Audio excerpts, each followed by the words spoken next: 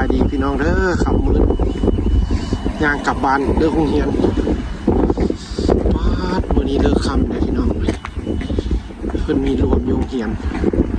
ได้กลับบ้านค่ำเอาเส้นทางเก่าทางเดิมทางเมื่อเฮือนวิวแรงๆของรัสเซียบ้านเพิ่นพี่น้องเลยอากาศกะคือเก่าพี่น้องเลยยังติดลบยังกลับบ้านพี่น้องเลย2 มื้อบ่ได้อัพคลิปให้พี่น้องเบิ่งได้เบิ่งคลิปเก่าที่เขาไปเที่ยวเมืองไทยกันเนาะพี่น้องเอ้ยแล้วก็คิดฮอดบรรยากาศอยู่พุ่นพี่น้องเอ้ยมาอยู่พี่ละเพราะว่าอยู่พี่มันหนาวมันเฮงไห้หลายพี่น้องเอ้ยมันจนเย็นจนห่านใจฟืดพุ่นน่ะพี่น้องความเย็นความหนาวแบบว่าอากาศที่แบบสุดๆเลยพี่น้องเอ้ยที่แบบอยู่เมืองนี่นะพี่น้องเอ้ยลบพี่น้องเอ้ยอยู่บ้านเพิ่นนะอากาศนะบ่ฮู้อยู่บ้านเฮาสิเป็นจังได๋พี่น้องเอ้ยมาเห็นอยู่พี่แล้วก็จากอยู่บรรยากาศบ้านเฮาแล้วก็เมืองไทยจักสิเป็นจังได๋วิวทุ่งไร่ทุ่งนาเฮาพี่น้องเอ้ยคิดฮอดเด้อยากไปไล่หนูเลาะบ้านคือเก่าพี่น้องเอ้ยแต่ก็ได้จำเป็นได้มาเฮ็ดหน้าที่ให้มันร้อนให้มันจบพี่น้องเอ้ยอีก 5-6 เดือนเราก็ได้กลับไปบ้านเฮาบ่ได้อัพคลิปลงพี่น้องเอ้ยโอ้อยู่พี่บ่ฮู้จักเป็นอย่างพี่น้องสัญญาณบ่ได้ลิ้นอินเทอร์เน็ตบ่ได้อยู่พี่ได้เป็นบางช่วงเฮาเลยบ่ได้อัพคลิปต่อเนื่องให้พี่น้องได้เบิ่งการใช้ชีวิตอยู่พี่น้องเอ้ยว่าเป็นจังไดแต่ละมื้อแต่ละเว้นของเฮาพี่น้องเอ้ยก็มีแต่จะสิสุกมื้อละพี่น้องเฮาก็มาแวะซื้อเอาน้ำพี่น้องเอ้ยเอาน้ำมาไว้กินน้ำก็แพงได้น้ำกินอยู่พี่แพงได้พี่น้องอยู่แดดหนาวนี่น้ำกินนี่แพงเลยน้ำดื่มให้เขากินแต่ละวันแต่ละมื้อนี่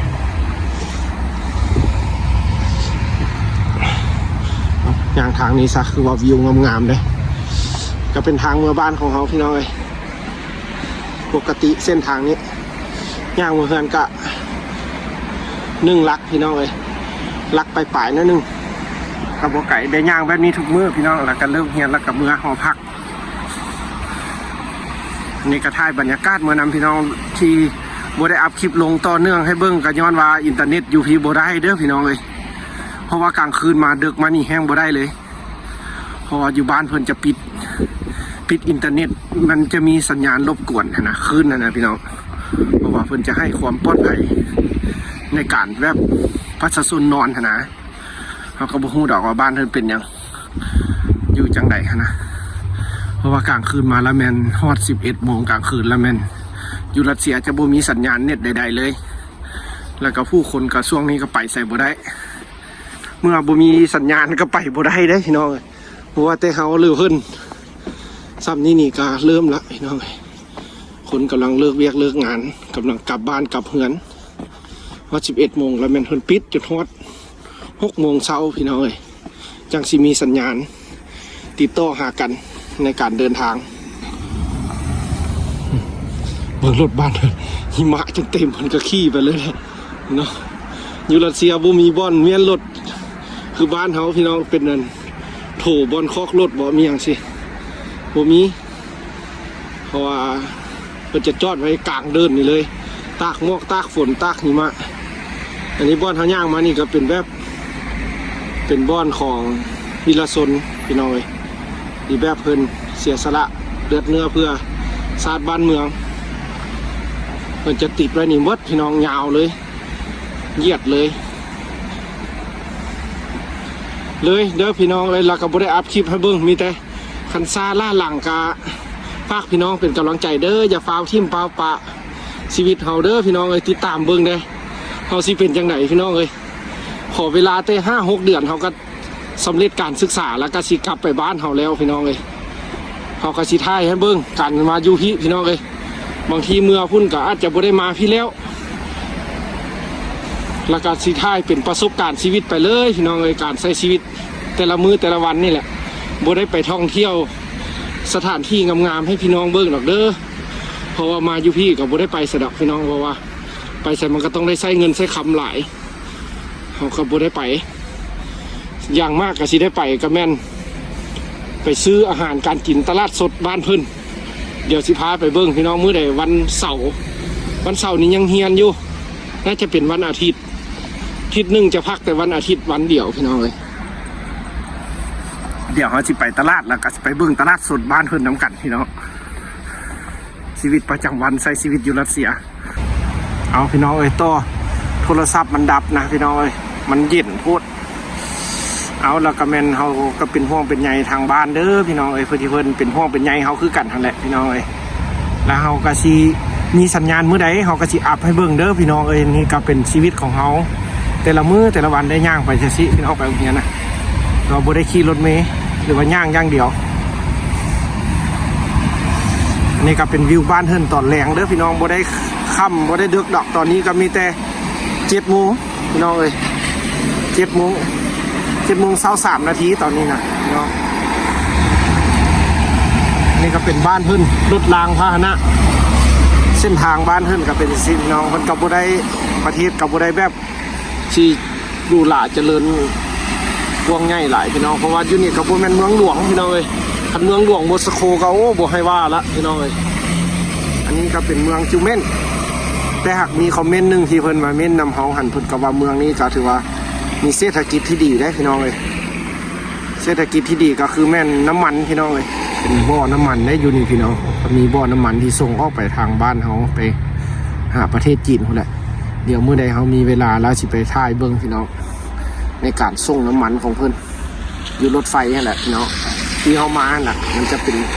ตู้แทนเนอร์ของก๊าซและก็น้ำมันโดยเฉพาะแต่กับเมืองนี้ก็ถือว่ามีความสงบดีเนาะเพราะว่าห่างไกลจากเขตที่อันตรายหันพี่น้องเพราะว่าเมืองนี้ก็อยู่โซนอาซีพี่น้องก็อยู่มอบ้านเฮา2 ชั่วโมงนึงอันนั้นก็เป็นป้ายที่แบบใครต้องการหับไซซัดก็มารถพี่น้องอยู่รัสเซียเอาคนต้อนหับ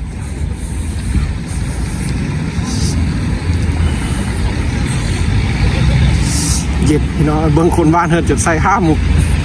แนวนั้นเอาก็สิซ้ำได้เป็นผู้สาวรัสเซียพี่น้องสาวรัสเซียก็สิไปเที่ยวเมืองไทยหลายบ่เห็นเพิ่นมาเม้นว่าคนรัสเซียก็ไปเที่ยวแถวภูเก็ตหลายเพิ่นว่าดิอยู่เมืองไทยนะคนรัสเซียเข้าไปเที่ยวอยู่ภูเก็ตหลายเพิ่นว่าไปใช้ชีวิตอยู่พุ่นแต่เฮาก็บ่ฮู้นะพี่น้องเฮาก็บ่เก่งในการท่องเที่ยวหรือว่าเป็นเรื่องราวที่แบบกว้างขวางหลายพี่น้องเพราะว่าเฮาก็ยอมรับว่าเป็นคนบ้านนอกบ้านนาแท้ๆพี่น้องมาอยู่นี่ก็สู้เพื่อชีวิต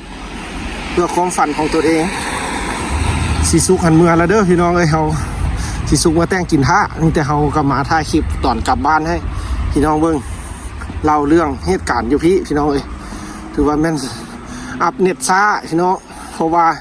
อินเทอร์เน็ตหันบ่ได้แท้ๆพี่น้องจังน้อยนี่เมืองก็ได้ลิ้นโทรศัพท์แต่ชั่วโมงปลาย2 ชั่วโมงกะเพิ่นจะปิดสัญญาณละพี่น้องแบบมันจะมีคลื่นรบกวนนะพี่น้องเพิ่น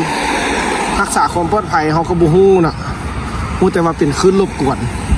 แบบสัญญาณโทรศัพท์นี่บ่ได้เพราะว่าเพิ่นก็ป้องกันยามประชาชนนอนยามกลางค่ำกลางคืนพี่น้องเพราะว่าช่วงนี้ก็อยู่ในภาวะที่แบบ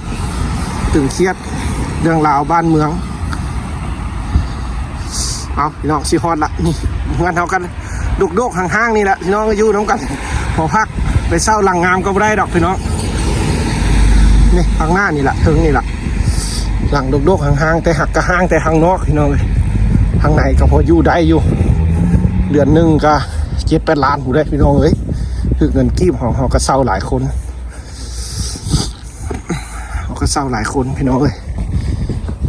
หลายคนก็ถึกผู้1 ล้านปลายพี่น้อง